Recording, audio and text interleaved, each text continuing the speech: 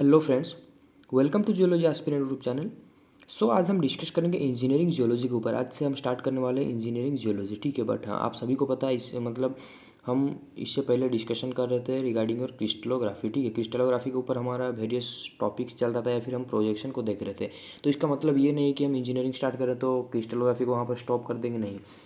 Crystallography जैसे चल रहा था लाइक दैट चलता ही रहेगा। एंड उसके बाद जब भी मतलब फ्री टाइम मिलेगा या फिर जो भी मतलब क्रिस्टलोग्राफी के को छोड़ के लाइक क्रिस्टलोग्राफी का वीडियोज़ हमारा आता है मंडे वेडनेसडे एंड फ्राइडे। उसके बाद जो भी अदर डेज रहेंगे उस डे में मैं ट्राई करूँगा इंजीनियरिंग जियोलॉजी को कवर करने को। और जो भी मैक्सिमम पार्ट है रिगार्डिंग और सिलेबस, स्पेशली 12th के स्टूडेंट के रिक्वेस्ट थे क्योंकि उनका एग्ज़ाम भी आ रहा है, ठीक है।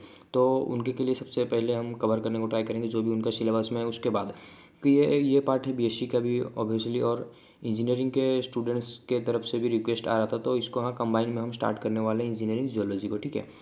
तो चलिए फिर स्टार्ट करते हैं आज का जो हमारा टॉपिक है इंजीनियरिंग जियोलॉजी। बट स्टार्ट करने से पहले ये चीज़ मैं आपको बता देता हूँ कि आज हम कोई भी मतलब इंजीनियरिंग जियोलॉजी के कोई भी टॉपिक के ऊपर नहीं जा रहे हैं। मीन्स इसके अंदर जितने भी टॉपिक्स है उसको हम आज एक्सप्लेन करने को नहीं जा रहे हैं, ठीक है। तो हम आज सिर्फ इंजीनियरिंग जियोलॉजी क्या है उसका एक इंट्रोडक्टरी पार्ट देखेंगे, ठीक है।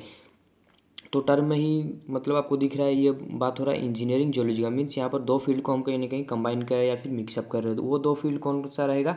एक तो रहेगा इंजीनियरिंग का फील्ड एंड एक रहेगा आपका जियोलॉजी का फील्ड। अब जियोलॉजी का फील्ड से तो आप सभी एक्वेंटेड हो as a geology student. But ये इंजीनियरिंग का फील्ड क्या है ये भी आपको कहीं ना कहीं पता ही होगा, ठीक है। ये एक जनरल टर्म, आप सभी को ही इसके बारे में थोड़ा बहुत आइडिया होगा। तो चलिए फिर इसको ही देख लेते हैं और थोड़ा सा अच्छे से इंजीनियरिंग क्या है देन हम इंजीनियरिंग जियोलॉजी को डिफाइन करेंगे। तो इंजीनियरिंग क्या है? It is the application of science and maths to solve problem. तो इंजीनियरिंग क्या है? कोई भी लाइफ मतलब डे टू डे लाइफ में हमें कुछ भी प्रॉब्लम होता है, ठीक है। डे टू लाइफ जैसे हम अपना हर दिन गुजारते हैं तो उसमें कहीं ना कहीं कुछ हम डिफ़िकल्टीज फेस करते हैं। वो मतलब टेक्नोलॉजी के रिलेटेड हो या फिर कुछ भी, ठीक है। तो उसको सॉल्व करते हैं ना, तो उसको सॉल्व करने के लिए कुछ ना कुछ हम हेल्प लेते हैं कुछ मशीन वगैरह का। तो उसी को ही कहीं ना कहीं हम फिर बोलते हैं इंजीनियरिंग, ठीक है। क्योंकि वो डायरेक्टली या फिर इनडायरेक्टली साइंस से ही वो रिलेटेड रहता है। तो हाँ, तो आप साइंस का एप्लीकेशन को ही हम क्या बोल रहे हैं? Engineering geology, okay. Not engineering geology, science का एप्लीकेशन को हम क्या बोल रहे हैं? इंजीनियरिंग। लेकिन अब इंजीनियरिंग जियोलॉजी क्या है वो हम आगे देखेंगे। बट इंजीनियरिंग किसको हम बोल रहे हैं? साइंस का एप्लीकेशन को ही हम इंजीनियरिंग बोल रहे हैं, ठीक है।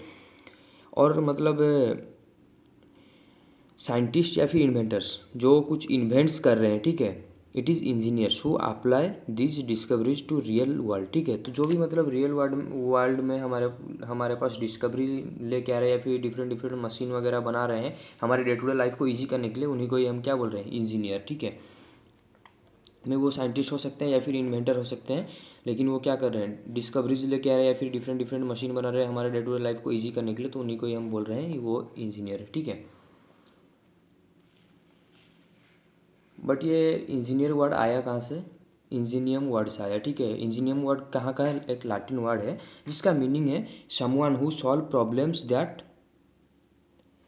एलूड नॉर्मल पर्सन, ठीक है। नॉर्मल पर्सन को मतलब जो भी प्रॉब्लम हो रहा है डे टू डे लाइफ में या फिर जो भी उनको डिफिकल्टीज है डे टू डे लाइफ में, उसको जो सॉल्व कर रहा है, उसको जो रिजॉल्व कर रहा है, उसी को ही हम बोल रहे हैं लैटिन वर्ड में इंजीनियम, ठीक है। और उसी का मतलब ही है इंजीनियर, ठीक है।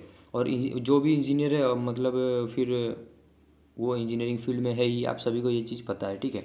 तो चलिए फिर इंजीनियरिंग में ज़्यादा टाइम वेस्ट ना करते हुए हम आते हैं उसके कुछ ब्रांचेस के ऊपर, ठीक है। इंजीनियरिंग के ब्रांचेस के ऊपर, क्योंकि ये मतलब दो फील्ड को हम मिक्सअप कर रहे हैं। एक तो फील्ड है इंजीनियरिंग का और एक फील्ड है जियोलॉजी का। लेकिन इंजीनियरिंग में भी तो बहुत सारे उसके ब्रांचेस हैं ना, डिफरेंट डिफरेंट ब्रांचेस। तो स्पेशली हम कौन सा ब्रांचेस के ऊपर फोकस कर रहे हैं वो चीज़ हमें देखना है, ठीक है। तो यहाँ पर बहुत सारे ब्रांचेस है, अगर मैं नाम लूँ तो मोर देन 100 ब्रांचेस आपके पास है इंजीनियरिंग का, और उससे भी ज़्यादा होगा, ठीक है। बट कुछ जो फेमस वाले या फिर जिसका नाम कहीं ना कहीं आपने सुना है तो उसको थोड़ा सा हम देखते हैं। यू हैव कंप्यूटर साइंस, ठीक है। ब्रांचेस के बारे में मैं बात कर रहा हूँ। किसका ब्रांचेस? इंजीनियरिंग जियोलॉजी, मतलब इंजीनियरिंग का ब्रांचेस, ना कि engineering geology. Engineering geology something different, उसको हम देखेंगे आगे, ठीक है। तो हाँ, इंजीनियरिंग का क्या क्या ब्रांचेस है? कंप्यूटर साइंस है, केमिकल इंजीनियरिंग है, मैकेनिकल इंजीनियरिंग है, एरोनॉटिकल इंजीनियरिंग है, ऑटोमोबाइल इंजीनियरिंग है, ठीक है, रोबोटिक्स इंजीनियरिंग है, electrical engineering, construction engineering, telecommunication engineering, biomedical engineering. इसके अलावा भी और भी बहुत सारे इंजीनियरिंग के फील्ड है। तो इसको यहीं पर अभी के लिए स्टॉप कर देते हैं ब्रांचेस को, नहीं तो फिर बहुत ज़्यादा वीडियो लेंदी हो जाएगा। और एक एक ब्रांचेस को अगर मैं बताऊँ तो मोर देन 100 ब्रांचेस है, तो वो फिर बहुत ही ज़्यादा मतलब वीडियो ऑब्वियसली लेंदी हो जाएगा और ये बोरिंग लगने लगेगा, क्योंकि हमारा मेन जो फोकस है इंजीनियरिंग जियोलॉजी, ठीक है। तो ये तो कुछ ब्रांचेस है, बट हमें किस ब्रांच का मतलब हेल्प चाहिए, फिर किस ब्रांच को स्पेशली हम डील करने वाले हैं, क्योंकि टर्म में ही इंजीनियरिंग जियोलॉजी दो फील्ड को हम मिक्सअप कर रहे थे।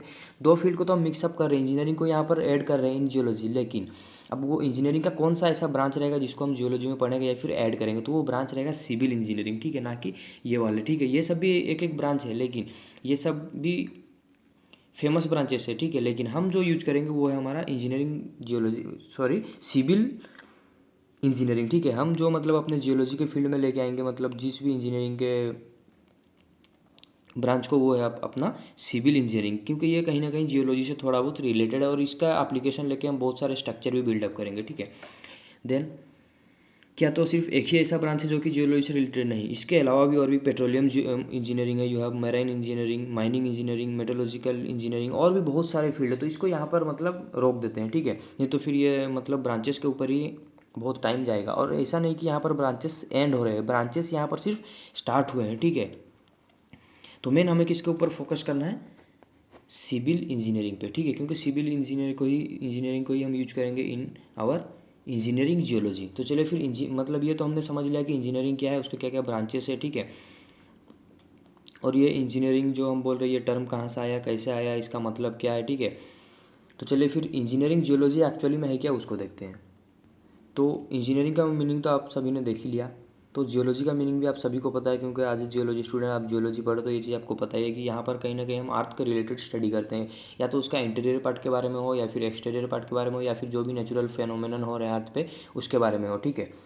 तो इसी को ही हम बोलते हैं जियोलॉजी। तो अब इंजीनियरिंग जियोलॉजी क्या है, यहाँ पर देखिए, इंजीनियरिंग को हमने समझा, जियोलॉजी को भी समझा, अब दोनों को हम मिक्सअप करने वाले हैं, इंजीनियरिंग जियोलॉजी। तो ये क्या है, the engineering geology includes the study of application of geology, ठीक है। तो इंजीनियरिंग जियोलॉजी किसको इंक्लूड कर रहा है, application of geology to civil engineering. तो ऑब्वियसली इससे पहले भी मैं आपको बताया था कि इंजीनियरिंग का तो वेरियस ब्रांचेस, वो भी मैं आपको बताया, लेकिन हम जिस पे फोकस करेंगे वो स्पेशली रहेगा सिविल इंजीनियरिंग, ठीक है। तो हम सिविल इंजीनियरिंग में अगर हम जियोलॉजी का एप्लीकेशन को ऐड करते हैं, इसी को ही हम बोल रहे हैं इंजीनियरिंग जियोलॉजी, ठीक है। तो अब सिविल इंजीनियरिंग क्या है, आप सभी को पता है, कहीं ना कहीं ये बात होता है कंस्ट्रक्शन रिलेटेड या फिर डिफरेंट डिफरेंट बिल्डिंग वगैरह, डैम्स वगैरह बनाने के रिलेटेड, ठीक है।